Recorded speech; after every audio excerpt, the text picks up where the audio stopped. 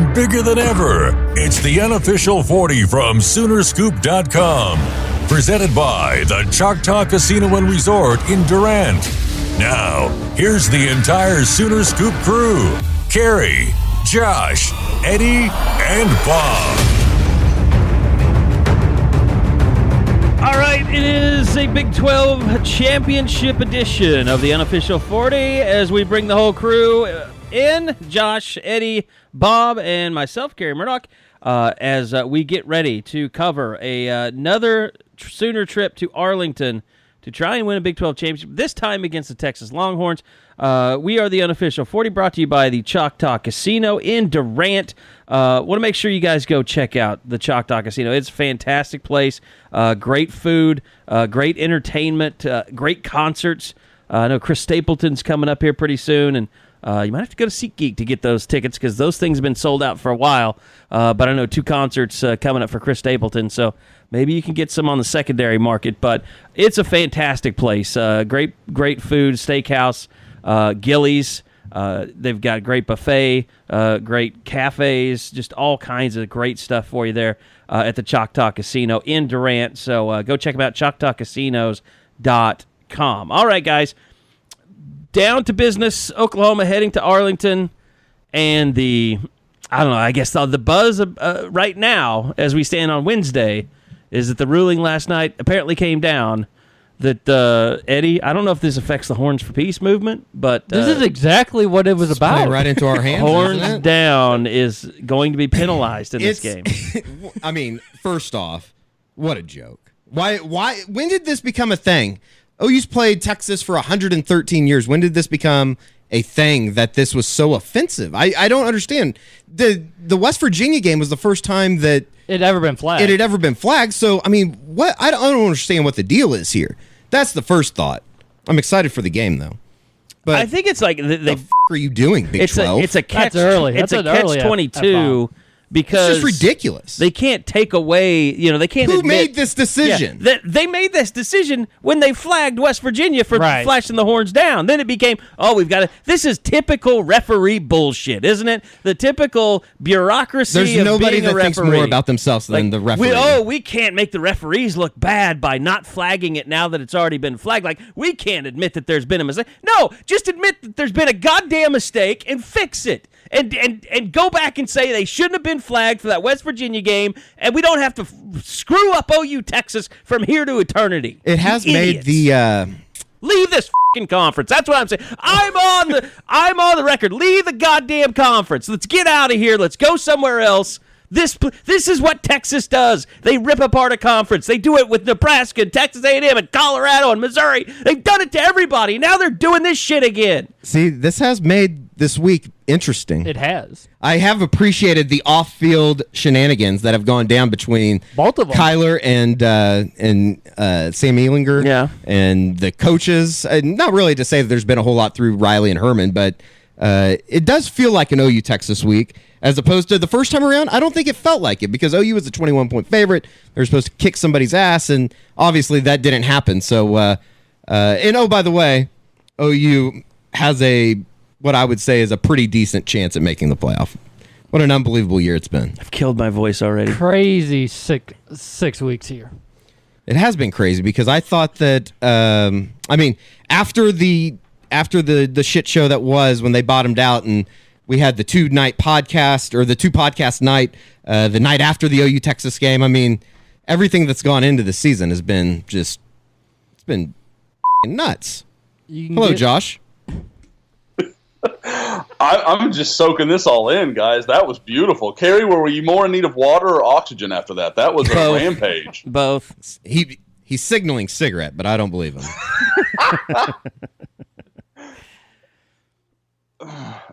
You give we gave Josh nowhere to go. I'm sorry. Yeah, I have nothing to add. I mean, it's a joke. And at what point, where does it stop? Because technically, by what you're ruling, they can't do horns up either. Why is one hand signal any different than the next? Well, as we were discussing before we started this, Josh, we've decided that the horns down gesture is a gateway gesture. Yes. Once you throw the horns down, the middle finger starts flying off the hinges. Next thing you know, you're in a gang. Next thing you know, you're in a gang throwing gang signs at football games. You've got teardrop tattoos for all the murders. It's a gateway. It's a gateway gesture.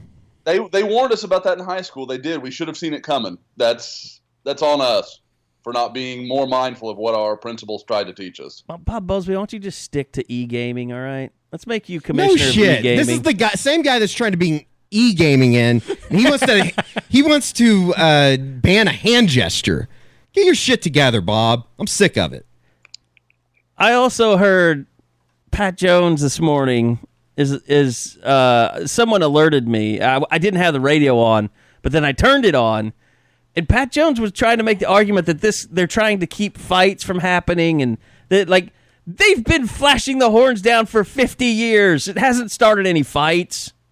There have been no clearing the benches brawls because of the horns down. Some of the takes that have come out besides this from mostly the older demographic have been just absolutely incredibly juicy. Life is I love moving them. too fast. I don't want it to change. I absolutely love it all. I have enjoyed this week thoroughly. I saw there was a petition started. There's been a petition. Wait, what? To do what? Yeah. To leave the conference? I don't know exactly. I saw someone put Give on me our all radio the Facebook pettiness page that you can get. a link to a petition at petition.org. We are one Zach Smith tweet away from this week being the greatest week of my entire life. He'd just have to figure out a way to get out of his straitjacket first. And then open his phone, because I'm sure his lawyers changed the password. He's probably got facial recognition on his phone. Knowing Zach Smith, it's probably dick recognition. Penis recognition. Yeah. My solution was to do it, the whole team do the horns down after the first touchdown. Kind of That wouldn't be bad. Georgia, Florida, 2007, when the whole Georgia team went out there. That was pretty cool. You take your 15-yard penalty. But you can't go out on the field because then all the Texas player has to do is throw a punch and start a fight, and then everybody's kicked out. In the Big 12, as soon as the entire bench was cleared for OU to go out there, they just called the game. Bowlesby come out with the stage, Mary Fallon on it as well. This is her last. This is her last big hurrah, I would think. Because there's a difference between she better not show up. A lot of pressure on OU. She better not show up. You know she's going to be on that stage. This is her last hurrah. She went to OSU. She's always on a stage. Find a bowl event that she's not on the stage at, or a championship game. Yeah, that's what the governor of Oklahoma does. That's half the reason why you get elected. All she did. Because there's a difference between unsportsmanlike and personal foul. So or OU would miss the extra point and lose by a point. Well, they're going to use it on the kickoff. But that's what I'm saying. Chase that point all game. So that's my suggestion. Because you don't get multiple unsportsmanlikes, but you can now have an unsportsmanlike and a personal foul and still be okay, which is what we saw with CeeDee Lamb against Texas Tech. Bob, I liked your idea after touchdowns. Texas is horrible returning the ball. So what are you really going to lose from that? I think that the players should make obscene gestures, like someone put their hand in a circle and another guy come out and just start sticking their finger in it after they score.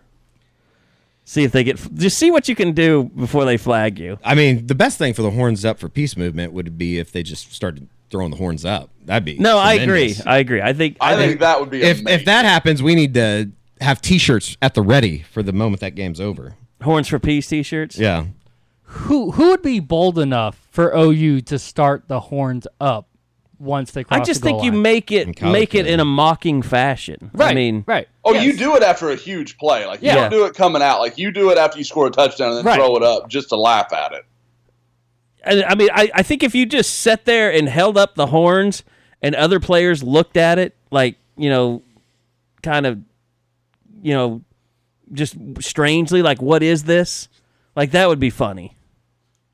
I think anything would be funny. Anything to mock the conference, I think. Or how far do you have to come down before it's horns down? That's what we were talking about this morning. What if they went to review? This play is under review. They're going to have instant replay to determine if something was horns down or not. Looking at the angle of the degrees. It's like a lateral pass. The horns go. Knowing this goddamn conference, they probably would. Degrees or not. They probably would. It's incredible.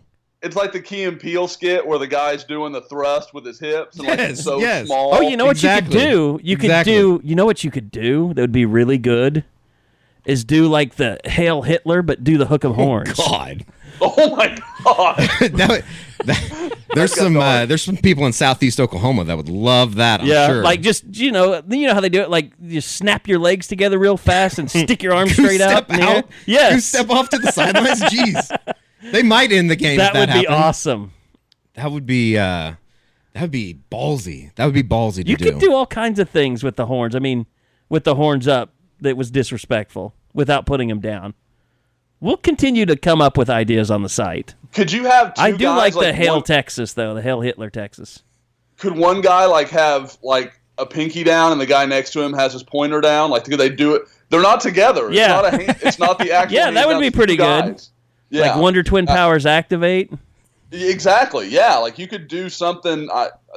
They've got surely these players are we're going to do something. Like this is too big of a joke to not poke at this. Somehow. You know how wrong the conference is about this? Is the funny part is both sides are pissed off about it. Like Texas fans are pissed off. They're like, they want the rivalry going on? This is just it's the reverse of the Brecken Hager thing. Whenever the Big 12 came down on Brecken Hager, and OU fans are like, what for? Like this is nothing. This is the way a rivalry goes. Are they going to throw flags every time Texas finishes their chant and they say, OU sucks at the end of it like they do? No, the fans are going to do that. And then when they do Texas fight back and forth, OU fans are going to say sucks. Oh, it's going to be I think because of this, there's a better chance that there's a fight or a pregame altercation or something that's in the stands. It's almost like when you were in high school and you were told not to do something. It makes you want to do it even more. They're creating a more hostile environment. It's incredible. Think Lincoln Riley will embrace that, or is he going to try to play it cool? Oh, in that pregame, he's going to be like, Texas is making all the rules in this thing. It's just we got to go out and shut them up. For a conference that is supposedly or normally trying to, I don't know, necessarily rebrand themselves or just keep fighting the good fight to not get shit on by everybody, they continually get in their way. It's just incredible. They can't get out of their own way. I don't even understand who. I guess Bob Bowlesby made the decision. I mean, everything would have to, I'm sure, cross his desk. Or head of officials. Or the head of somebody, but... This shit doesn't happen on Walt Anderson's Is this watch. on Walt Anderson's replacements watch? Yes. Let's start blaming him. Well, this shit does not happen without Walt Anderson. His ass is in the jackpot next year at Big 12 Media Day. Oh, God. Oh, geez.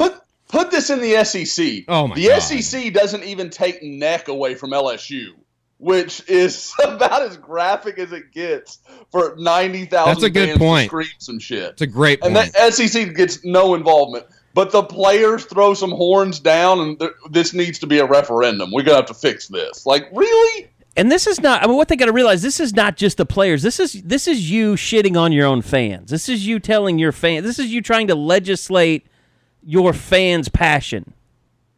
Because both sides, like you guys said, they both fully support, horns down and trash talk, and it's 11:38 and Texas still sucks. Did you notice who Texas didn't make available yesterday? Brecken Hager? Yeah. Really?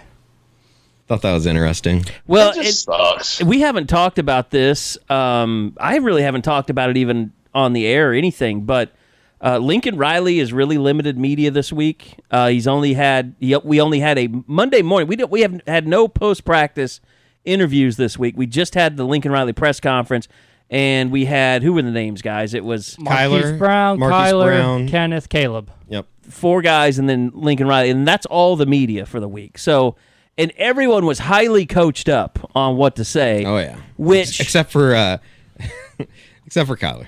Except for Kyler, yeah. Who does whatever? I mean, whatever you want. If you're the starting quarterback, that's proven. You do whatever you want. Did you see the Charles? Oh God, what's his name? Amenahu. His quote from yesterday about Kyler, talking about if you know the guy, you wouldn't be surprised. Yeah. Anybody that's been around Kyler knows he's about the most arrogant person that you've possibly come in contact with. Yes. That's just what he does. That's what he does. He's 20 years old. He's got $4.8 million or $4.6 million. I would. Minus the shirts. He's calm considering what I would be like. So, I mean, it would just be. I'd have my own worse, podcast. and you don't have any money. Oh well, yeah, I'm a terrible person, and I have no money. This goes way before anything that's happened as in the last year. Like Kyler literally ended his high school career, and they're like, I think that might be the best high school football player in Texas history. Oh, yeah. Like that's gonna with your head. Like it just is. And like I said, and I agree completely. Like that stuff, he's found a way to tone it down and make himself less seem that way, I guess you'd say. Like it doesn't come off the way it used to. But when he was in high school, he was out and out abrasive. Like you were like, I don't want to deal with you. OU fans, I think, whoever's the quarterback next year has a lot. Their shoes are obviously going to have to be huge to fill the last two guys on the field. But from a arrogant, the way they carry themselves, cocky, swagger, whatever you want to call it, it may never be duplicated again. I mean, these are two of the most. I don't know. It's whatever word you want to use. It's been incredible. Are you trying to say they're dicks? Yeah, but I love it. I mean, I appreciate it. Yeah, that's how I want every quarterback to be. But they're the kind of dicks that other guys follow. Oh like, yeah, no. Guys respect them. It's like swag has a lot of different meanings. Yeah, like when people say he's got swag when they're talking about Kyler, like he's kind of a dick. But I like it. I tweeted that the video of Baker Mayfield clapping TCU fans. I said this is one of the cockiest things ever on a football field, and people like kind of gave me shit about it, saying like it's not cocky, it's swag or whatever. I don't think cocky is a bad connotation anymore. Like it could be, I guess, but that's not the way that I was meaning. It is when you don't back it up. Yeah, that's true. That's the only way that being cocky is bad. Definitely. Now. There's an OU secondary cocky, and there's a exactly. There's two very different things. Yes.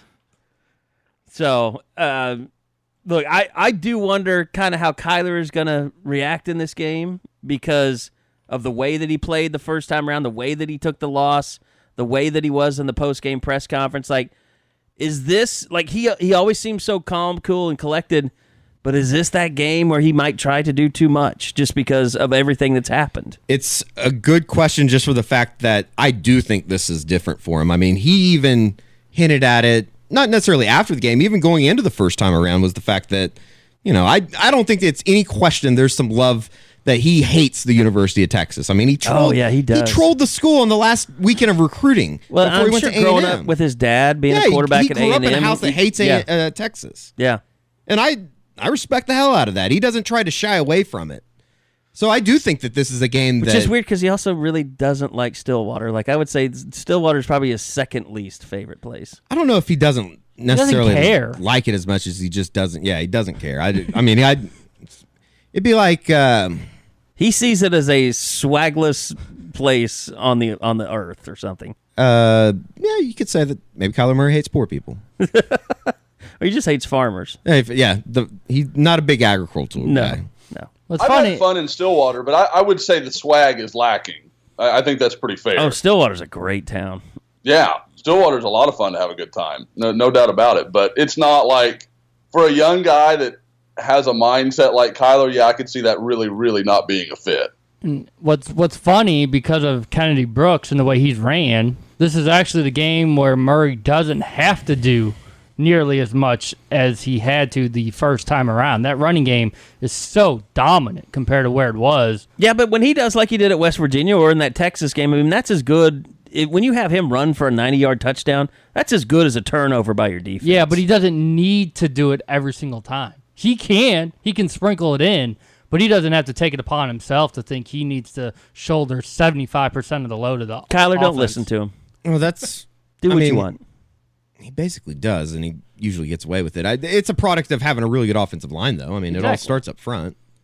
They're so good. They just can't, like, even the two. It's interesting how people look back at that first OU Texas game, and from the OU perspective of it, it's the defense was awful. Defense was terrible. They couldn't stop anybody, and I almost think from like the Texas side of things, it's Kyler Murray cost him the game because he turned the ball over twice. And I don't know if it's just a thing that Texas fans like to hate Kyler, but in the same sentence, I think you could say that, like, I don't know. I mean, if he doesn't turn the ball over on that first fumble or on the fumble rather than the interception, if that doesn't happen, OU probably does win the game. I guess that's a different way to say it. Or if OU gets some damn stops on 3rd and 18 and 3rd and 19. Yeah. I don't know. Josh, I thought the number that you threw out from who was that, S&P about OU and the percentage chances that they have winning this weekend, I thought it was interesting what they threw out last weekend in Morgantown compared to this week. Yeah, and we talked about it on the pod last week, and I was trying to remember, were we all of the consensus that Texas was a less likely win than West Virginia? Or was it the other way around? I thought I picked West Virginia last week. I thought last Friday was danger zone. Yeah, I thought that was where the loss just was at coming. some point, this defense, and even maybe still now, even with one game left, or the one that we know of right now, I still think that this defense has issues. It's going to be interesting to see how they. I don't know. Go ahead. You know what? Here's what's interesting too. Or Carey. I'm trying to think of a name to call you, but it's not Josh. What's interesting is you would think like Texas, because of Ehlinger being a dual threat guy, like their run stats would be better than they are. They don't have a running game. Like they're like 116 a game, yards per game, and OU's like 264. Like they're 85th in the country in rush offense. Well, how much are they going to be able to run Ehlinger? But that's the thing, that they picked up yards whenever they need them when these two teams played the first. I mean, that's the key to me. Mark Jackson has not been playing. He was one of the biggest problems in that game. With this defense, look, you got to stay out of 3rd and short because they're usually going to pick it up. I mean, they pick up 3rd and 18, so I guess I don't know what I'm saying really. But, I mean, I would take my chances more on 3rd and 13 This is not West 3rd and 3. Virginia. This isn't West Virginia. This is not a super complicated offense to stop. I mean, that's why Mike Stoops got fired, is because they gave up 48 points to that offense. Yeah. No, that's a good point. And it wasn't like it triggered Texas to a great second half on offense. No. That offense has never shown up ever again. Well, little Jordan Humphreys showed up, but not 48 points. If you can get what they got out of Parnell Motley and Trey Norwood and Trey Brown or whoever, the cornerbacks out of West Virginia, they'll dominate. You could go into that game and say, that's okay. I'll take that. Are they gonna put Buki back out there? What are they gonna do at nickel? What are they gonna do at safety that really has you wondering? And Josh, how did Robert Barnes play compare? Was it predominantly Buki that was just a shit show in Morgantown? Him and Turner Yell. Yeah. DeLaren had some moments where he, the one. I remember the 3rd and 15 or whatever. Getting over. Yeah. And it's like I did one of those shows in Austin yesterday. I was talking to them about it. It's one of those things where, okay, we get Buki off the field. That freshman, it was just, the moment was too big. However you want to say it. Well, what do we fix that with? Another true freshman that's played even fewer games. Like it's just one of those things where Oklahoma's kind of stuck in a situation at safety where if any of those guys are having a bad night, they have almost no good recourse for it because, frankly, the first line isn't all that special. So, what do you do? And because they're all hurt. Houghton, Jordan Parker, Broyles. You don't have any of those three guys. Chance Sylvie isn't ready yet to come back. Patrick Fields is even younger than those other guys. This is what they have, and that's why we talk so much about safety and recruiting for the 2019 class. Yep, and I think the Jordan Parker loss is hard to – I think of all the guys in that group, I thought he was the one that could come on and really help Oklahoma, and then, of course, he gets hurt as well. So, well, for people that haven't seen it or read it on Sooner Scoop, Lincoln Riley did say this week basically everybody that was out last week is going to be out. And he said anybody who played Friday can play this Saturday. So it's basically everybody the same. Yep. Everything's the same. You won't be getting Jordan Parker back. No Khalil Houghton. Who else was out? Broyles, yeah. Yep. That's about it, though, of guys that actually play meaningful downs. Yes. Yep. Guys, you know who's super not impressed with Texas? PFF. I was looking. Yeah. I'm doing this feature, and I don't want to get into everybody and bore everybody to death. They've got Oklahoma with their their overall point system, the way they work. It's out of 100, and they grade everybody and they average everything out. Oklahoma's like 93.8 at 5th in the country. Texas, they have it as the 52nd best team in their scoring system. That kind of blew me away. And then I started looking at their offense. I'm like, man, they're super not impressed with Texas. I don't think that what Tom Herman has said is just extremely crazy, just as far as they're overperforming a little bit as far as results and with what they have down there. I think they're playing a little bit out of their mind, right? Oh, I mean, nobody thought this group was going to go 9-3. I don't think he's wrong at all. I think it's largely built on two guys. Sam Ehlinger's playing well, and little Jordan Humphrey's an NFL guy. Sure. I mean, those two things, and they are building a huge amount of momentum on that. And they're the guy that deserves a lot of credit is Herb Hand. He has turned that offensive line from an abomination last year to a pretty functional unit, and they've got some good. The Samuel Cosme kid at right tackle is a really good young player. So I mean, there are things you like about Texas, and I'm with you, Eddie. Like, he's not wrong to say it, but why would you say it? Like, why would you put it out there that because we're not very good? Like, it shines a light on him and turns it away from his players. And I guess that fits the whole Herman model. Yeah, that's just the prick that he is. I mean, I think that's just how he operates. Is that offensive line playing a lot better than I think people gave him credit for that first time around? I remember thinking going into that game that they were just kind of a shit show, and they basically ran over OU. Well, I think a huge difference was they had Zach Shackelford back, which allowed them to move Elijah Rodriguez back to guard, where he's not a great player, but he's functional. At center, he was awful in the game I broke down. I mean, really, really struggled. Basically, he's a former high school offensive tackle. It'd be like if you moved Bobby Evans in at nose tackle and tried to have him being physical with 6'1", 320-pound pluggers. Like, it doesn't. That's not really what fits his game. And so they were allowed to move around. It created some depth, and they've gotten better. I mean, they are even better since that game. But I mean, it's so hard because when you watch OU's offensive line week in and week out, and then you go watch everybody else, like, it looks awful by comparison, but it's not bad. It's just they're not on that level. And, so like I said, but just looking at the PFF ranks, the highest, I mean, Texas, there's all the talk about Texas's defense. They've got Texas's defense as the 88th, pass coverage, 98. Well, this is the same it's Texas. It's not a special group. Yeah, it's the same Texas defense that got lit up by Will Grier, got lit up by Taylor Cornelius, and basically got lit up by Kyler Murray for the better part of, I don't know, 3/4 of the game. Or I guess the first and fourth quarter. The only game Texas showed up, Iowa State. That was where you saw what they were supposed to be throughout this entire season. But besides that, very pedestrian.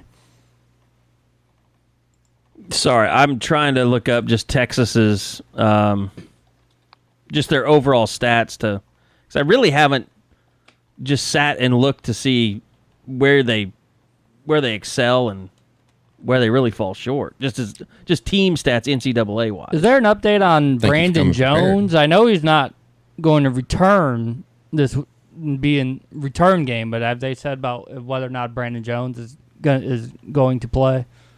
I've read he's going to play. Okay. That's the expectation. Now, who knows how much of that's gamesmanship or whatever you want to call it. But, I mean, from everything I've read, Herman has said he's expected to play. We'll see what happens. But you're right. He won't be in the return game. It's a little unusual that Herman's going to play a maybe somewhat hurt player.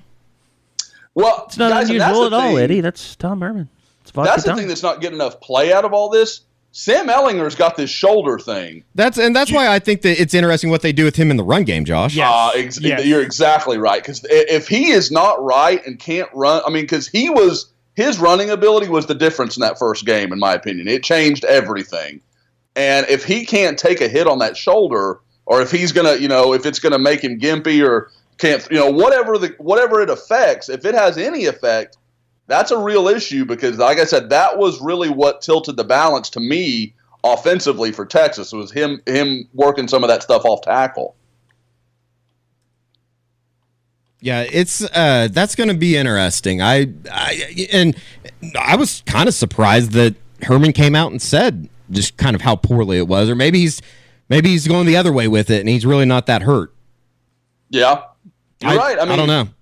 You know, he might be trying to make a legend out of it. It's going to be a Willis Reed moment or something. So he might have too big of a vagina to do that. Yeah, really, the only thing that where Texas stands out statistically is red zone defense, where they rank 5th in the country. It's one of those things. Their total offense is 59. They're 85th in rushing offense, which I said earlier. They're 37 in passing. They're 46th in scoring offense. Total defense is 63. They're actually 104 in passing yards allowed. He's been really good about it, or he's been really good down the stretch for OU, but there's no reason why you need to use Austin Seibert this weekend, just as far as settling for a field goal with this defense feels like a loss in itself. And anytime you settle for field goals against Texas, it comes back to bite you. Well, as long as Carson Meyer didn't ruin things for everybody, Bob, you made up for it. Let it go. If he wanted to make up for it, he would have scored, but he got tackled on the 7. Let somebody else do the work for him. Austin Seibert punted 3 times in the first game. And how many field goals did they settle for? Texas punted 4 times. 1, 2? Austin Seibert had 1 field goal. 1 field goal? Yeah. Just in the one? the first half, yes. Yeah. 32 yards. Not good. Can't settle for field goals. Yeah, that was I think we all, right at the beginning of the second half. Definitely don't expect OU to force any turnovers. I think last week was an outlier. I'm so interested, and that's the thing. Like everybody, like I said, I did the Austin show, and they're like, "So, is Oklahoma doing something defensively with these turnovers?" I was like, "Well, you watch the first one, Caleb Kelly. The left guard steps on the left tackle's foot." Caleb admitted that. And so, no, I don't mean like OU's presenting it something it wasn't, but that wasn't some amazing play. Like it looked great at first glance. Then you're like, "Oh, okay, there was some other stuff going on here." And then the other sack was just, it wasn't like Oklahoma was creating pressures and Will Greer's running for his life and makes a bad decision. Like he just stepped up in a collapsing pocket. Exactly. Like there was just some misfortune in that. And, I guess you give Neville Gallimore a little credit. Obviously, he made a huge difference being back. And I know you guys talked about that in the post game. But the only thing that I could hedge on at all with this defense is how much of that Texas game was just the culmination of everything? I think there's a little bit of that. Just an on-field implosion kind of happened to the point that Lincoln eventually had to make the call. No, I think that there's a little bit of that because, don't over-confuse it just in that Texas didn't beat OU with a dynamic set of plays. They were basically running right at him and saying, "Come get it." And think of how confused they got ran over. Think of how confused the Sooners were on defense that entire game. Hands up in the air, had no clue what the heck the call was. Well, they just got dominated physically. They literally, after that game was over, pretty much every coach and player was like, "Holy shit, we just got our asses kicked." Like we literally got beat up by another team. Like we could not impose our will on. They imposed their will on us, and there was nothing we could do about it. It was embarrassing. It might be time to bring back the sledgehammer this week, and maybe violently beat somebody in submission before the game. Get kicked out, but you set a tone. It's kind of like beating somebody's ass in prison the first day. Don't you? Are you supposed to do that? Unless you become a bitch. Like, don't they need to set a tone? And how do you set a tone? Homicide. That's kind of why I like Bob's idea. Like, go out there and, we're not going to lay down. We're not going to act like we're supposed. We're going to do what we want to do out here. Like, just set a idea that we're going to play this game the way we want to play it. What about Riley coming out in a beat Texas hat? Oh, that'd be amazing. It'd be sweet. It wouldn't have much effect on the game, but it would be sweet. Some Sansabelt slacks. That'd be that's where you're getting it. Yeah, he's never doing that. I guarantee that. But the beat Texas would be awesome. Like a corduroy. Yeah, it'd be really cool. We've been kind of roundabout talking about it, but let's get to it. Get to the fridge. Grab yourself a Native Amber, an F5 IPA, or any of the great Coop Ale Works beers, because it's time to make a toast to this week's player to watch. All right, I'm sure that we have a lot of different people to throw out there, and I'm going to guess Kyler Murray's probably on this list, but I would guess that most are going to be on the defensive side of the ball. I want to remind you guys, Coop has got their new seasonal out right now. Coop Ale Works, the Grand Sport Porter. I'm going to tell you, with the weather getting cold, the holidays around, this is a great holiday brew. It's got notes of chocolate and coffee. It's fantastic. It's dark. It's a very dark beer, but it's roasty, it's malty, it's splendid. So go check out the Grand Sport Porter. Go pick you up one of those. I've had it. It is fantastic. It's a little bit like the DNR, but lighter. It's not quite as, I don't know, robust. I would say it's more drinkable on a day-to-day basis. So Coop, of course, you guys know him. Great sponsor of the podcast. Been around for 9 years as a local brewery. 7 year-round beers and 4 seasonals. So go check him out. Go check out the Grand Sport Porter on shelves now at your local liquor store. So the Coop Ale Works player to watch, guys. I guess I'll start out. I'm gonna get shit for this,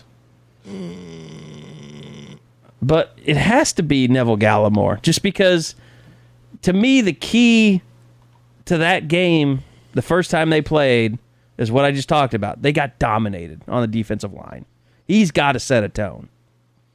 He's got to do it. I'd buy that right off the bat. I'd buy that. I mean, I think you could even throw the entire defensive line in there. I know we only want to look at one guy, but they have to set the tone defensively. And I thought Amani Bledsoe's coming off of a pretty good game against West Virginia.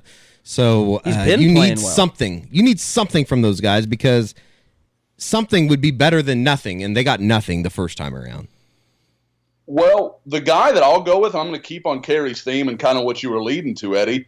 I'm going to go with Ronnie Perkins, because we've talked about how badly Mark Jackson got abused in that Texas game.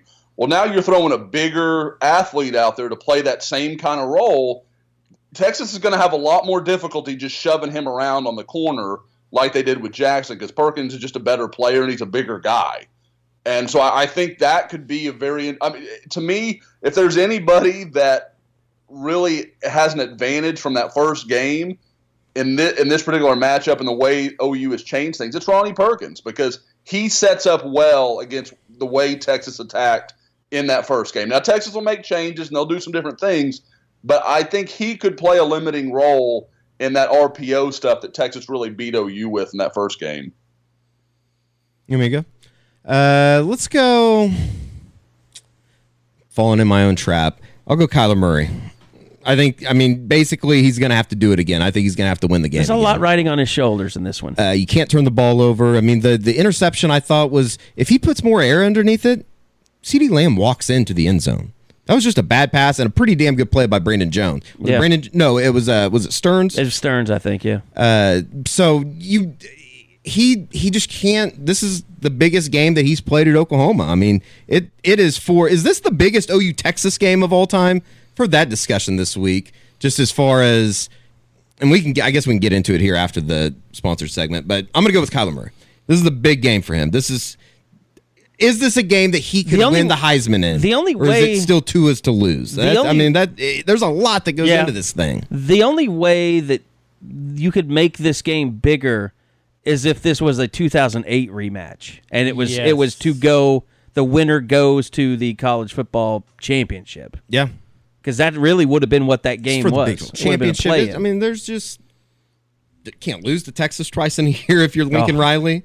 That'd be terrible for recruiting. Don't want to lose that momentum in recruiting. Lose this game, might as well go to the NFL. I'll stick defensive line with Amani Bledsoe, because he has played so well the last couple of weeks, but also because after the Texas game, he said one of the most asinine comments I've heard. They came out flat. They came out flat against freaking Texas. Really? He's from Kansas. Really? That game did nothing to motivate them. Rivalry. That was bad. So this is his chance to right that wrong. I think we have to say Amani Bledsoe then, since he got 2 out of the 4 votes. Bob rigged this thing. Way to go, Bob. But he wasn't 2 out of the 4. The most passive-aggressive way of winning wasn't 2 out of the 4.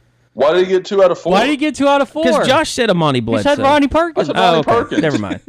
Well, Eddie said also. Further proof that Carey's just not listening to anything I say. That's true. He either blots me out or just ignores me, whatever it's going to be. Well, you're not here. So, yeah, I mean, but look, Kyler Murray lost this game earlier. He's returning to Texas, the mecca of football, Jerry World. Where he dominated in high school. He's got to have some good feelings, but, man, this is. I don't want to say that there's a lot of pressure on his shoulders, but there really is. There's a ton of pressure. There'd be a ton of pressure on anybody that's the quarterback at Oklahoma in this game. I mean, maybe he's built on that. I think that he does. I think it does fuel him. I mean, I think this is a game that he can say how much ever he wants. He hasn't thought about Texas on Monday. Yeah. He's thought about this game since October 8th, the day after the game. Have the players ever been more coached up than they were this week? No, they were. I mean, they were definitely told that don't say shit. Yeah. I mean, don't turn. It's just another game. Yeah, it's just another game. Just got to win. Don't talk championship. Talk about Ohio championships. State. Don't talk about the playoff committee. I mean, they should have. They should have talked about him. Who cares? I mean, I literally asked Kenneth Murray a question about Caleb Kelly, and he answered it by saying, "We just got to go out and win."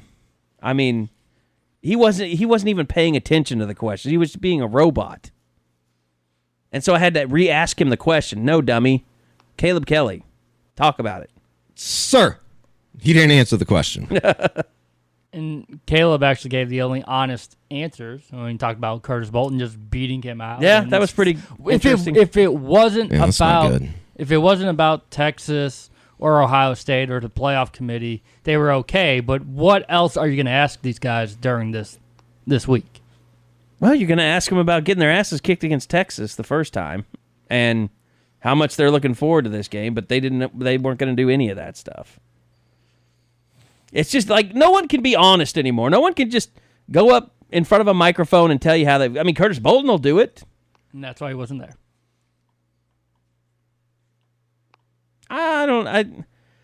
To me, I feel bad for Curtis Bolton from this perspective. Like, he should be recognized as a team leader. Like, and you can always he always talks about, well, I'm not one of those guys. Like, he should be a team captain. Like, if they I don't want to say that they've made a mistake, but when Rodney Anderson went down, they should have given his captaincy to Curtis Bolton. He's earned it. Yeah. Probably should have. In fact, Lincoln Riley, if you get word, anybody in your staff is listening to this, I know you won't listen to it. Riley listens. Lincoln, I know that one. Do the right thing. Make Curtis Bolton the captain before the Big 12 championship game. It needs to be done. Lincoln definitely listens. Hashtag captain for Buzzy. Buzzy for captain. Maybe that's why he left the Cotton Bowl. Curtis for captain? Maybe that's why he left the Cotton Bowl. He was looking for the C patch to put on his jersey.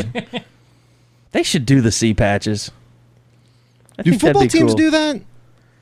I don't know. Josh, do you know of any Not as college many that does that? Football teams do it as... Well, it's hockey is kind of where you think of it most. Baseball sometimes does it. NFL does it. I mean, the NFL does it because they have the stars, like how many years you've been the captain. Yeah. Which is awesome. I always think that's pretty cool. But no, there's no... Like, I never can think been of, voted a captain of anything. There's some teams that I would swear have some kind of marking on their helmet, like kind of in the back there by your neck. Like, will have some kind of marker that's a captain, that kind of thing. But I can't place who they are. Like, I just remember hearing conversations about it. But no, I can't think of anybody who designates it on their uniform, which is kind of crazy with as big a deal as they make of captaincies. Eddie, you're never going to be a captain because you don't lead anyone to anywhere that leadership wants you to lead them. You'd think that. I've led a couple things, though, in my life. Turned out pretty well. Yeah? So... Which of those things are what? I don't know. I'm curious. I mean, Natties for Patty was pretty good. Yeah, that was. Pretty good movement. Horns Up for Peace is going pretty well. Beer for a college softball team. Talked to Patty Gasso yesterday after you got invited to like a Rotary Club after deal, a Rotary right? Club thing that she spoke at, and let's just say Natural Light Stadium at Marita Hines Field might be happening. Might be happening. I talked to her afterwards. I got the official go-ahead. So they have to serve Natty Light at softball games, don't she they? asked me. She said, "What kind of beer is it?" I said, "I think it's Budweiser," and I think it is. Isn't that right? Or Anheuser-Busch. I think so. So, like, what is it? could be a Basketball thing. games? Like, what can you get? We need to I don't investigate know. that. We'll do that here next week or something. Maybe next Perfect home report game for you. Yeah. next home game we can figure that out. I'll be your cameraman. We can do that. We can figure that out. Go spend. We'll Sooner Scoop money on beer. Will they be sponsoring the $9 a beer? Whatever the hell it is. I guess we'll have to. Yeah. Eddie, I'm a little surprised. I've never had this thought before, but they are an Anheuser-Busch company. Is that conflicting for you? Who Natty is? Yes. I just imagine that they don't use the water from St. Louis because we know that that's caca water. So yeah, I mean they have to serve. It is somewhat of a problem though, Josh. Natty yes. Lights at softball games. I would have to think that they will. It's tall boys Probably. especially. Oh, that'd be sweet. Natty Light tall boys. Now batting, Shay Knighton. And you just hear a little pop of the can. That's coming before we know it. But first we got Big 12. For sure, and I think that you will be able to enjoy a beer at this game, right? They'll sell beer at the Big 12 Championship. So. Yeah, I think so. A little precursor. All the Texas fans will be able to drink it. Absolutely.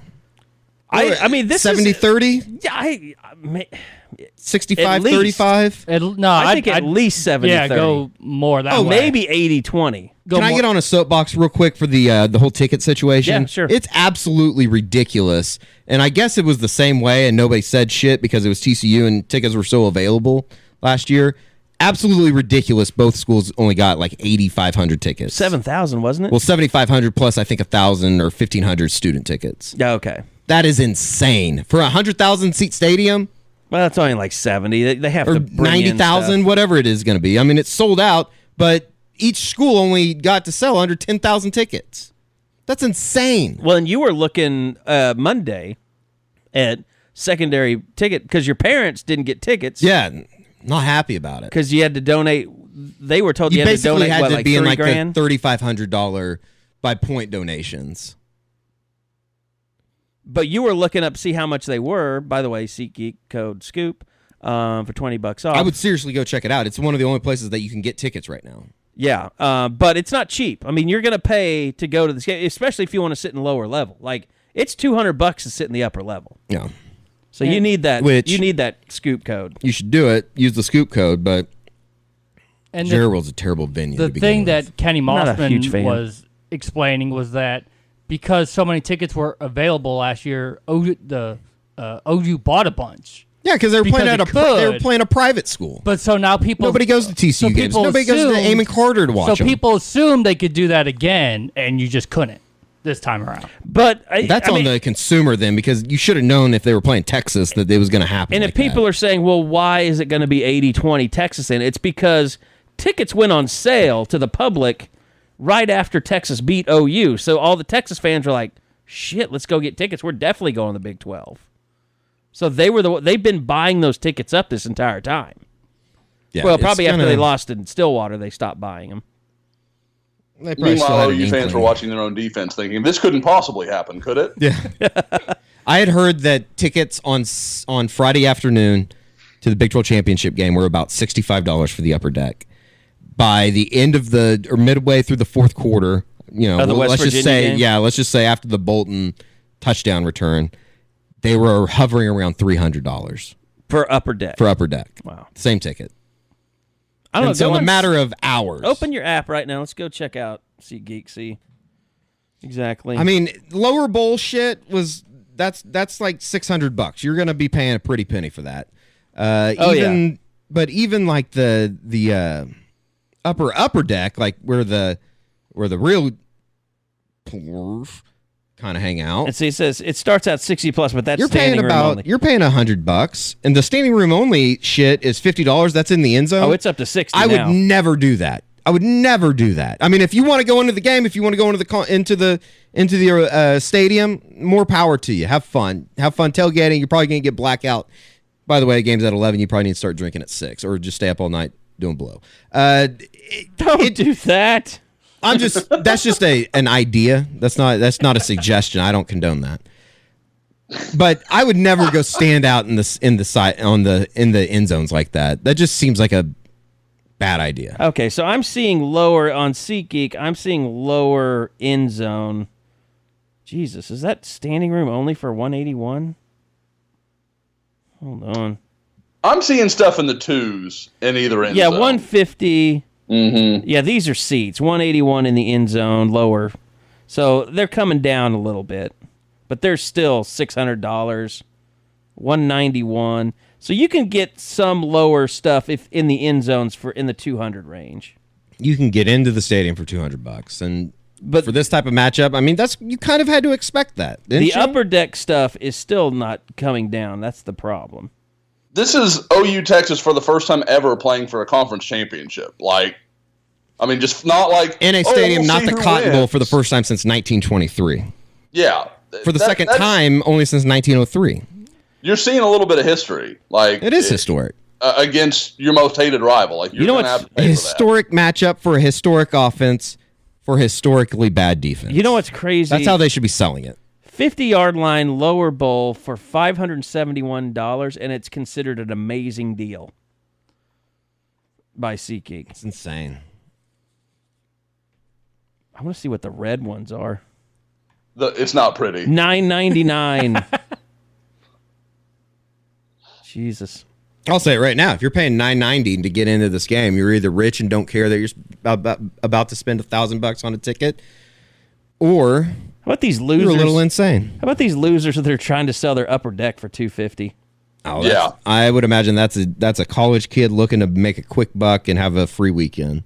If you are buying tickets for $999, you need a friend, and I'm willing to be that That's friend. a badass seat, though, that $999. That's amazing. It's on the 50. That's a great seat. It's as low as you get. The only better seat is in the suite below you. Row C. You're literally going to be able to see what the guys are working on for their horns down signs on the sidelines. But yeah, that promo code, put it in there, Scoop. It'll give you $20 off your tickets because you're already paying out the ass for those things. So, in general, I was asking somebody this the other day because I couldn't remember, do you guys remember how you felt going into this game the first time around? Because I personally thought that OU was going to wax them. I was in that. I did too. Yeah. I mean, they were favored by 3 touchdowns. I kind of thought it might be close, but OU was going to pull through. I just didn't think Texas was very good. I didn't expect them to get run over. This time around, though, it's like, shit, there's no way that OU can lose twice to Texas, right? And I don't know what to think about this team. But I don't either. Week to week, I don't know. I didn't know what to think last week at West Virginia. I was surprised as shit that they won at West Virginia. I was, too, a little bit. Very surprised. Just as far as, and it almost kind of broke me last week in that, and we talked about it on the postgame pod, it almost kind of broke me in that it's like they just find a way to win. It doesn't matter how bad this defense is. They just find a way to win. And I don't think that you can rely on that again this week. But every time I say that, they just find a way to win and score more points than the other team. And then that's kind of the name of the game. And if they do that again this week, they'll probably be in the college football playoff. Guys, we got two. I put a big if on that college football playoff thing, too. I don't know. Last night rubbed me the wrong way just as far as everybody just kind of has not necessarily written off Georgia, but just kind of made it almost a foregone conclusion that they're going to get beat by Alabama. And maybe they will. Well, it needs to happen. It's not that it's a foregone conclusion, but if you're an OU fan, that's the only scenario I see the Sooners making it. No, that's what I'm saying, though, is everybody has just made it the assumption that there's no chance that Alabama's going to lose on Saturday. And while I agree with that, I just don't know. Stranger things have happened. It wouldn't be crazy to think that Alabama could get beat. They're trying to beat Alabama at Alabama's game. No, that's true. It's true. You're not going to do it. Two things. I went back and I found our staff picks. Carey, you weren't there. Bob Prisbillo went with 37-24 OU. Eddie went with 41-31 OU, and I went with 38-27 OU. What f***ing world were we living in? How different does it feel that we thought Oklahoma was going to hold anybody in the 20s, which both Bob and I did? Or I thought OU couldn't score 40. That game was the day that your expectations either died or got completely rearranged. Yep. Yes. And it hasn't been the same since. OU was going to have to score 45 to win just about every time. And they have 8 straight games. They've scored at least 45 points. Also, has anyone seen Ryan Aber's tweet in the last about 5 minutes? No. Big 12 source, horns down gesture will not be automatically flagged in the title game. Context matters. Can't be done as a direct taunt, etc. Nope. Big 12, nope. Not doing this. We're not doing this. We're not doing this game that they want to play, this dance. They don't want to look You're stupid. the bitches. You're bitches for doing this. You're not. You're backed into a corner. I'm not giving up now. You. This is it's another bitch move by a bitch league. I wonder if our credentials are going to be there by the time we try and pick them up. Should I head down there today and make sure that we get them? I mean, it's like, so what? Like, if you flash the horns down in the direction of a Texas player, you're going to get a penalty. But that makes sense. If you don't, I don't know if that's ever been done where people actually do it to the Texas player. You do it to the crowd. Yes, that's what they always do. I think I know, like, anymore it's a celebratory thing. Like, I don't think it's because I've got Bob, and you do it too, and Eddie, I know you feel the same way. We go to high school games all the time, and you'll see a kid throw it up. Texas isn't on the field. There's nobody going to Texas. Like, Jalen Robinson did it to me last year in a game in Houston that literally had no connection to the University of Texas in any way. It was just a high school football game with some decent players on the field. All the recruits do it now. I mean, they all do it. Like Trajan Bridges and Theo Weiss were doing it in Atlanta. Justin Broyles did it a bunch. Oh, yeah. John Marshall against some random team in the state. Horns down. Justin Broyles has perfected it. Like, he can actually say horns down. Like, he just, like, it doesn't even have to do the hand gesture. He can do something where the noise feels like horns down. I don't know how he does it. It's magic. Spend some more time practicing. Hey-o. Well, he can't right now. Yeah, that's true. Same goes for the whole safety group. Brain is Sorry, scrambled. Justin. I'm just kidding. No need to single him out. I'm just kidding. No, but he is one of the worst offenders. Loves it. Statistically. We're just going off PFF. And that's PFF actually has the horns down. I mean, that's something to think about. Justin Broyles, Ryan Jones, Mark Jackson, those guys are not going to see the field. Yeah, and compared to what you were talking about, looking at the sideline. Ryan Jones was the biggest. He was guilty of that more than anyone else, not knowing what he was doing on the field. Can Caleb Kelly redo what he did a week ago? Not as far as scoring a touchdown, but I mean, he did play decently, didn't he? I'd rather have him out there than Ryan Jones or Mark Jackson. Yep. Right, for sure. And Carey, to your credit, I think you said that after the Texas game. Wouldn't you rather have Caleb Kelly out there? It was something like that, and I was like, that's not a bad point, because at least Caleb knew what was going on. He knew where he was, and he kind of knew his role, rather than Ryan Jones, who was still just sorting it out. I think Ryan Jones has got a ton of talent, but he clearly wasn't ready for that game because it was just so many look to the sideline situations. One of the things that we haven't talked about, Bob and I both wrote about it. I kind of flaked. I'd forgotten that Bob hit it in his take 3. But one thing about this game, the first time you guys remember, Texas defensively, they were really worried about Marquise Brown. They were playing, I think, 2 high safeties most of that game, but they were leaving essentially 6 men in the box and just daring OU to run the ball, and their run game is not where it is now. They were, I figured what I put in the article, they were 36th, I think, in the country in total in rushing offense. Going into that game last year, they're 8th in the country now. It's a little different compared Marcellus Sutton hitting a hole compared to Kennedy Brooks. Yeah, I mean, Marcellus Sutton, they let him run an entire drive too, where they got him down the field. He did well, but it's just different. But he scored on one of those. You weren't gonna get. Yeah, Kennedy Brooks breaks one of those to the house. Absolutely. But guys, if they try and do that again and have a 6-man box out there, they're not going to be able to defend OU that way. No. And that's how they slowed the game down and really, just kind of played bend but don't break. And that's how they got that lead in the first place, is just employing that, kind of daring OU to run the ball. If they do that now, OU's going to score really fast. I hope the thing that people forget, Ben Powers was still dinged up at that point. He was, in the year. yeah. Creed Humphrey is playing at a different level entirely right now. I mean, Creed Humphrey's he's the best center in the Big 12, and it's not really that close. I think that was the first game Kenneth Mann had been back in a while, too. Like, he had a knee. Yeah. His knee was all wrapped up in the pregame. That Army game took it out of him. They needed Baylor recover, and then the very next week was Texas. First time we found out this defense was soft. Eddie is still triggered by that. The Army game? Or the Baylor? The too many plays argument of Army and Baylor. Yeah. And it's not that, I mean, it's we won't get into that again. But yeah, it's not like they had played 12 games before that. You are not. I'd say they're more beat up now than they were after that game. You're not going to keep 6 in the box and deal with that 5 offensive linemen and Kyler Murray and Kennedy Brooks running RPO. Like, there's no way 6 guys can cope with that. I just don't believe it at all. They're going to have to contribute a safety, and it's going to leave Marquise Brown open. Now, I mean, it's going to matter. Obviously, Chris Boyd's a top-shelf corner. Devontae Davis is a really underrated guy for Texas. Caden Stearns is a big-time young safety. I mean, it's not to say that, Texas is just lambs to the slaughter that way, but there's no way they can leave 2 safeties high. You just can't do it. They'd lose. Do they even try Trey Sermon, or do they accept the fact that it's Kennedy time and time again and just ride with it? Oh, they better give it the ball to Trey Sermon. Well, he would go with our plan. He went like 5 in the 4th. He went for like 5 for 12 on Friday. He's still not right. Doesn't feel like he's fine.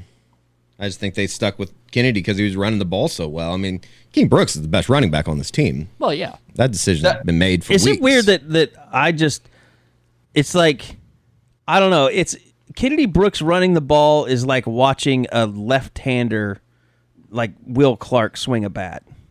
Like, it's kind of beautiful. He's like the natural. Is he a King Griffey? Is he the King Griffey of runners? Griffey? I think so. I think that's what I'm saying. It's just so strange. Like going back and cutting up video and stuff, you kind of become in awe of just, it's like, how did he just run so quickly? I want to know what Lincoln was talking about when he said on Monday he sees the game different. Yeah. He says you would think it was just weird. Yeah. But I want to hear. I want to know what that is. I want to know you're weird. Yeah. The thing that I've been so surprised about. You're weird. The thing I've been so surprised about the last few weeks, he's running over people. Yeah. Yeah. He didn't. That wasn't just a West Virginia thing. He did it against Kansas. Now he's got some of that. It's like different that it's Kansas and West Virginia, 2 pretty bad defenses, but he's got some of that D.D. Westbrook, Marquise Brown small guy strength. Yeah, but he's not that small. His upper body is not. It's not Samaje. What it's going to be. It's not Joe, but those guys were his genetic legs, freaks. His legs, I think, are a lot stronger than you realize. Because he just runs through everything. But it really is. It's cool. Like, I enjoy it. It's like old-timey tailback. I mean, like, he could literally... It literally reminds me of the days of lining up in an I formation. Kind of like Adrian Peterson wasn't really that guy because he ran so fast toward the line. But it's just he's like a throwback. He really is. I never would have... Not to say I never would have expected it, but it's just like it's kind of he's an unlikely guy, but damn, he's good. And the way that he's running the ball right now as a redshirt freshman, if he were to stay around for a couple years, I'm not saying he's going to break Samaje's record of all time by any means, but because I mean he's going to have offensive line not issues, but they're going to have to fill guys. They got to rebuild next year. He definitely could get into the top 5 all time rushing if he keeps this up, or he could leave after next season. Yeah, do that too, for sure. You know what's going to be interesting? I mean, OU gets into the playoffs. They win this game. It's all good gravy. Recruiting, it'll be great for recruiting.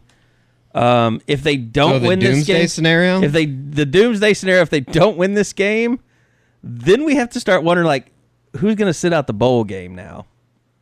Like, I think that's a legitimate question with Kyler Murray. I was wondering if he loses this game, what you guys put the odds at that this is the last game we ever watch him play. Would it be the same way with somebody like Cody Ford, who has suffered a massive leg injury in his time?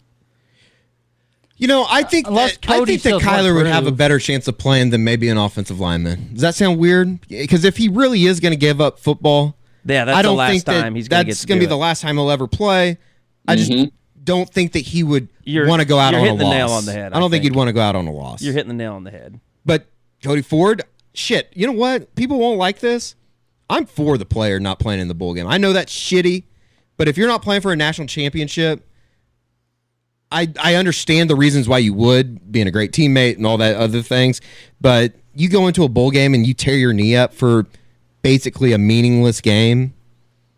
I don't know. I guess you could make the same argument for the first game of the year being a meaningless game, but this hasn't happened at OU yet, though. No, it hasn't. But this is the first year with the 4-game rule, too. Maybe you want to see Ron Tatum, Jordan Kelly, Bray Walker. Well, I'm of the opinion that Mike Gundy should bench Taylor Cornelius and just go with another quarterback for their bowl game. Like I've said that too, and like that would be the most shitty thing a head coach has ever done to a player if you're Taylor Cornelius played the entire year. Yeah. But I know you won us against Texas and West Virginia. Yeah. Sorry, buddy. You're 3-0 against or 3-1 against top 25 teams, but sorry, your career's over. But I think he'd be justified. He'd been an asshole. Yeah. But he'd be justified in doing it. No, for sure. He'd be really up, though. God. Can you imagine? But you know what? If there's anybody that can do it, it would be Mike Gundy. Yeah. I don't know. Maybe for OU's defense, they don't.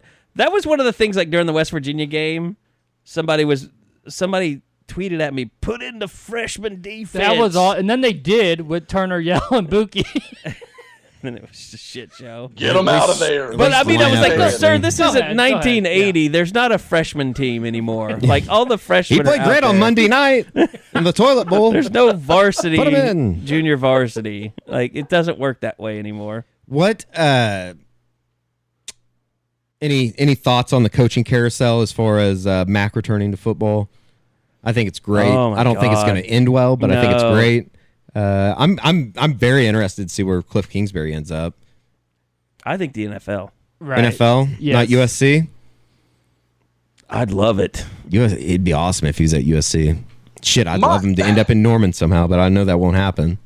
My interesting thing with Kingsbury is what is the real Kilff Kingsbury? Is it the guy that hardly ever ran the ball at Tech, just like every other Tech guy before him? Or is it the guy at A&M that had a good balanced offense and kind of ran it that did what you have to do to really compete at a high level? He went with the Tech kind of mold, but I don't think that – I think he's a smart enough guy to recognize that's not going to work if you're trying to compete for national championships like you are at USC. Yeah. So and then like Carey said with the NFL, don't get me wrong, the NFL's gone past crazy. But there's still – you're going to have to run the ball 30 times a game. It's got to be part of your offense. So that's really interesting. It kind of gets glossed over because he is such a good offensive mind. But at Tech, they just forsake the run. It was just not a part of the equation for them. But you know what? Sean Payton, he seems like a genius because he has somebody like Kamara. He has to have a certain type of running back. Sure. Yep. Like Adrian Peterson just didn't work with the Saints. You can't use a traditional tailback. You've got to have that shotgun back. And Sean McVay looks like a genius because he's got the best running back in the game right now in Gurley. Yep. I'm sure any minute now Hugh Jackson's going to look like a genius for having Joe Mixon. He's going to fix it all. He's not bad. Mixon is still as good an example of what an NFL back should be in this generation as any guy I've seen. Yeah, he really is. He's just on an awful offense. You put him. It's too bad he's being ruined. You put him with the Saints, he'd probably be an all-pro. Oh my God! You kidding me? Yeah, he'd be every bit of what Kamara is. Every bit. He'd be better, a lot better. It might be different, but Mixon is just special. Mixon needs to request a trade. He needs to request a trade immediately. Hey, go to Cleveland. Go back with Bake. That'll be Riley's decision after he takes the head coaching job. Takes the GM job. So, Eddie, there were no real fireworks from you this week. I got something up my sleeve that I'm going to release this afternoon. Really? No. I have made a video, though. It's the reenactment of the Sarah McLachlan video. The SPCA or whatever? Yeah. You see a screenshot? Mm-hmm. Oh boy. Are there like Adobe After Effects involved? No, but Oh my God. Just a little outtake. I mean, it's tough to body bag a dead man. I mean, he's already been body bagged multiple times. He's now a ghost. So, kind of sucks that I killed him all in 1 week. How you wanted to see him this weekend? I thought about starting a GoFundMe to try and get him up to. I would be interested to see just what happened. Like if anybody donated. To people would donate. People would donate. But we'd have to. I don't know. I don't know what Jerry's rule on ghosts being inside the stadium is. The problem is you've become too legitimate as a media person. You have 2 real jobs now that you can't just leave your Venmo open. What do you mean? You can't do that. What do you mean? That's not allowed. I'd take all the money and give it to charity or something. Wouldn't pocket it. You're not a struggling videographer anymore, though. No, I wouldn't be taking the money to do my own. I mean, it used to be funny when you said my Venmo's open. It's not anymore. My Venmo is 1,000% open. If you want to send me money, I'm not going to turn it down. 1,000%. No one should send you money, though. That's what I'm not telling people to do that. I'm telling you not to. But if you want to, I'm not stopping you. That'd be crazy. You're just feeding his gambling addiction is all you're doing, folks. Doing all right. Are you, though? I worry. Yeah. You still in the running? We need a couple big weeks here closing out to get back in. Okay. But I think, I tore up. Probably shouldn't talk about I tore up Cyber Monday, by the way. Absolutely killed it. Got a Team Portnoy hoodie coming in. Oh, did you really? So, you went for the bar stool? Mm-hmm. For all those out there that aren't gamblers, the translation for that answer for Eddie was no. No, I'm not in it. But oh, I'm in it. I'm just not close to the top. When you got to put the qualifiers in, they're like, I'm going to need a lot of help. Or we need some help. You're not in it. We need some help. We'll let you know next week. At least you're within striking distance. Should we, Josh? I know that the recruiting situation has been interesting, just as far as Arjei Henderson. Oh yes.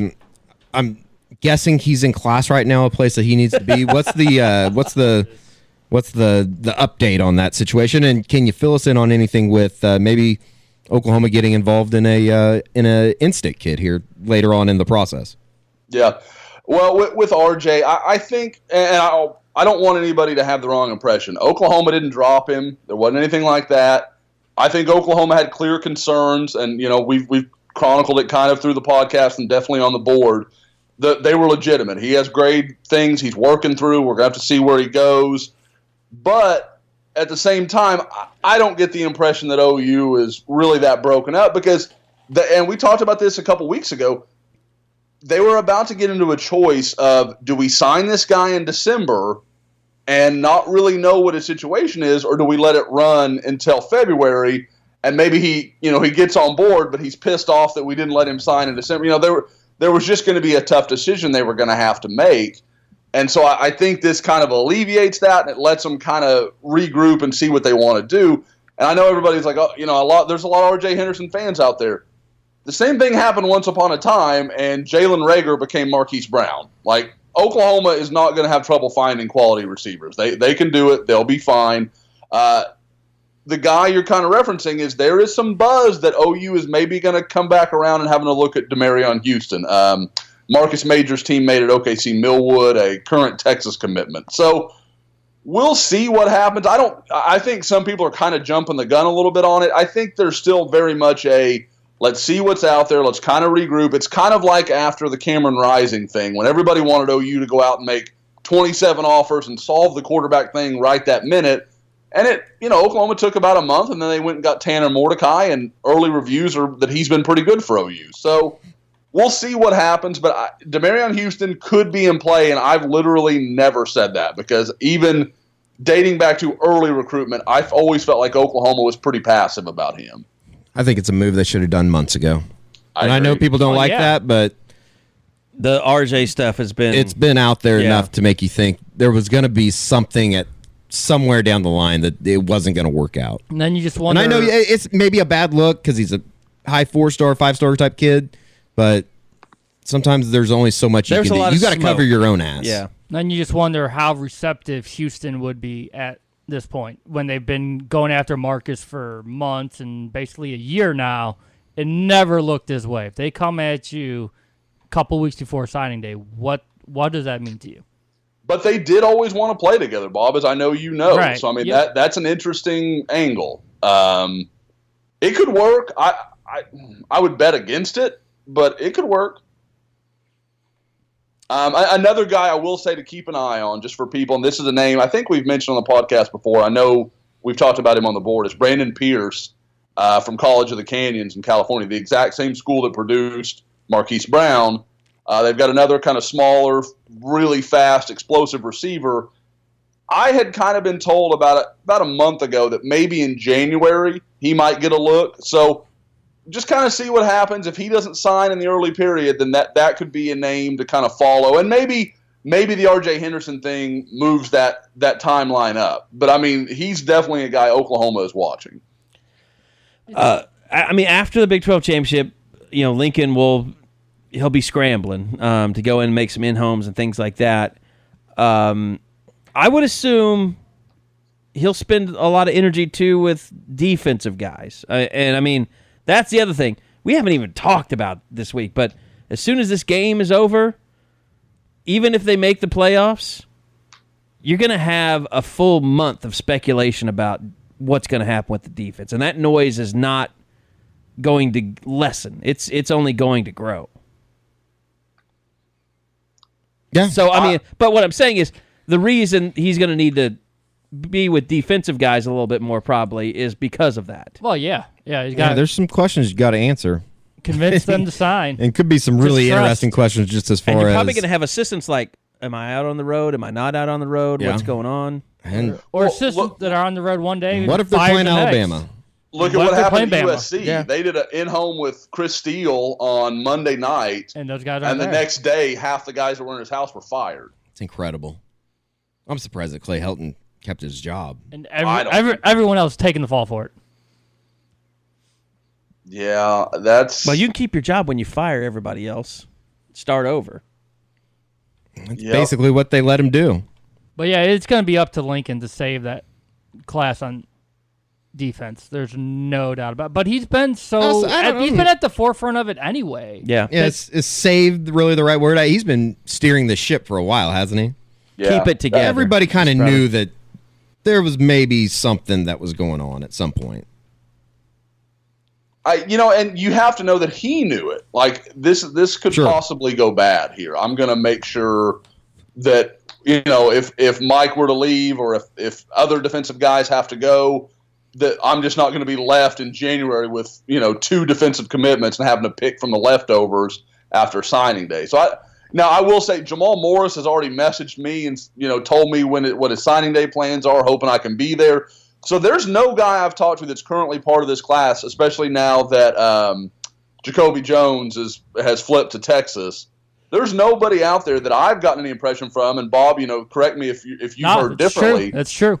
Everybody acts solid. Everybody's acting like we'll be there. We're ready to go. So to me, it's more about guys like Marcus Stripling and David Agwebu and some of these other premier prospects. And as Bob referenced earlier, what the hell are you doing at safety in 2019? Like they've got to find some answers, and I don't know where they are. It might be the grad transfer route. I know that's something we've sort of been watching, and I know we'll be examining what some of the staffs who they start following on Twitter. But especially with what Trajan Bridges told you, Carey, if you're talking about transfers, that would be a position you've got to hit to try to make it work. I mean, edge rushers are a huge deal in this program right now. I mean, it's the one glaring on both sides of the ball. It's the one glaring weakness. And the one thing we did talk about last week of the committed kids, for most of them, OU remains their best offer, and the other ones that they might have had might not exist anymore. So they might be foolish to think they could just leave and then go to that school they wanted to back in March or April. And like you said, I don't know if that's a good thing. Like you said, I mean, if you're in the playoff, you got a possible matchup with Alabama. A lot of talk about Pete Golding. How the heck would you handle that? Oh, I'm so here for that. I mean, I'm so here for it. Are you kidding me? There's no way you can. If you get matched up with Alabama, there's no way you can make that higher until after the game. There's no way. God, I would love that. There so is much. absolutely no Be way. awesome. I Just to see agree. what would happen. 100%. Just for the, I think it'd be funny if all the people that got up in arms about Beatty going down to Texas, they hire Golding, and then Golding comes to help them prepare for the Sugar Bowl or the Orange Bowl or Cotton Bowl, whichever one. That would be so. That would be the most. That would be more savage than Mike Gundy telling Taylor Cornelius, "You're not our quarterback anymore." If Can that you were to imagine happen, Nick Saban's neuroses absolutely, from this? that he would actually have Pete Golding killed before he would let that happen. Which I don't think that is. It's possible. I'm just gonna say that I don't think it's possible for it to work out that way. Would What you if- guys? okay. Do you think it's fair to say if there's not a hire made by, like, let's say it all plays out like this, and Alabama plays Oklahoma in the semi. If the hire is not made before then, do you think that's just like we're just basically saying it is Golding, we're just not announcing it yet? Can you imagine the media days at the insane. Orange Bowl or wherever it's going to be? Which, by the way, is another question we might have to see if it be in Miami or Arlington. If Alabama's God, the if one they play seed. Alabama, that whole thing is just weird I may to me. become the Alabama beat writer that week and just leave Bob and Eddie to cover OU. Just because it's going to be weird, dude. What would happen Unless he hires somebody else. And, Yeah, I would was gonna hap- say that's if Golding stays at Bama, coach against OU, Sooners put up at least 40. and he's the co-DC. Everybody's gonna. Well, I mean, everybody would be like, everybody be pissed, but they'd have to learn to live with it. Not everybody, but you'd have some people gripe. and I get why everybody's so excited about him, but he's never coached opposite of an offense like this. Yeah. And the mindset, the different way things are run in Alabama and at Oklahoma as far as what we're going to be built around, what our ideals are, like, that's a culture shock. That's very, very different things. And that's why I've always liked Alex Grinch. Like, I feel like he's worked against an offense like this and in a conference that can put up points. Like, Golding's just never lived in that world, and he may be great. I'm not saying he won't be. I'm just saying that would be the huge risk for me with him. I mean, I guess when Clemson beat them is the only time you could really say Saban has faced an elite offense, a modern elite offense. Wait, since when? You mean like lately? No, I mean, in this run towards a championship, or these championship runs that they've had. Well, I'd say Oklahoma in the Sugar Bowl. Well, yeah, I mean, no, but I'm saying college football playoffs. Teams that he's had to I'm play. with you. I got you. Yeah. But even that Oklahoma team, that was a. Oh, you don't think that Michigan State was bringing it offensively? No, but I mean that Oklahoma offense that scored all those points. That was not reality. Like that offense was not this offense or these offenses of the last few years. Well, and that's what's scary is as good as they were that night. Like, you can go down the roster and there's no comparison. Like, I mean, that offensive line. Sterling's it. Yeah. Yeah. Well, remember they had to play Bronson Irwin at right tackle, and Deontay Savage started for like the first time. Deontay Savage, wow, what a name! Gabe was the from center. Jalen Saunders would have a role in this offense. He'd fit really well. Yeah. But I mean, like, that's what, like, Sterling's the only guy that you're like, well, he'd be in the starting lineup somewhere. They'd figure out a way to make that work.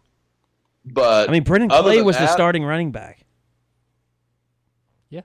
Wow. And they put it on Alabama. I mean, that night, the receiver from Scuba, LaColton Bester. Yeah, LaColton Bester. And they had Amari Cooper. God. Derrick Henry. And AJ McCarron was their quarterback. Yep. Long time now NFL, who's had a lot more NFL success than the Oklahoma quarterback that was throwing it all over the lot that night. Yeah. Oh, didn't Trevor Knight just get drafted?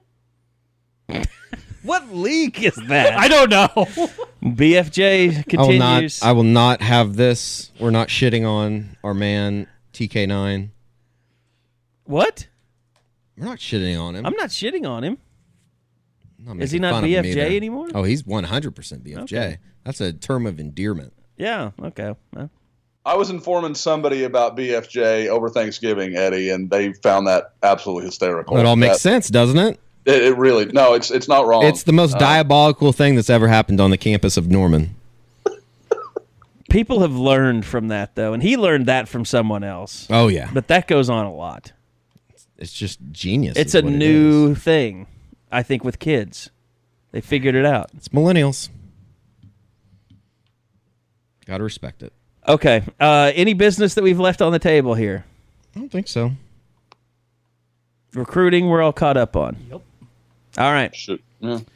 Well, don't forget the Eskridge Lexus post game. Since it's an 11 o'clock start, you'll get a fairly early Eskridge Lexus post game. Ed Eskridge, by the way, EskridgeLexus.com. It's their December to Remember event going on right now. You're seeing the commercials everywhere. So here's the thing. Like, if you're a Sooner Scoop listener, not only do you get the December to Remember discounts, but you also get special Sooner Scoop discounts. So make sure, if you're in the hunt for a new car, go check out Ed Eskridge Lexus. They got all kinds of vehicles that most people could afford. But look, the Lexus it's awesome. No matter what car it is. When we're not driving one, we hate our lives. So it's just that good. So go check out Eskridge Lexus. Go check out Ed. Tell him you're a Sooner Scoop listener or a Soonerscoop.com subscriber, and he will get you the hookup. So until Saturday, we'll find out if OU is headed to the college football playoff. Maybe by the time we podcast or end or have a pretty good inkling. So it's going to be a huge week. It's already there. We'll find out more about the horns down stuff as we go along. Jesus, it's just this conference, this game this week. It's incredible. I love all of it. All right. So thanks to Josh, thanks to Eddie, thanks to Bob. I'm Carey Murdoch, and we see you guys next week on the Unofficial 40, brought to you by Choctaw Casinos and Resort in Durant.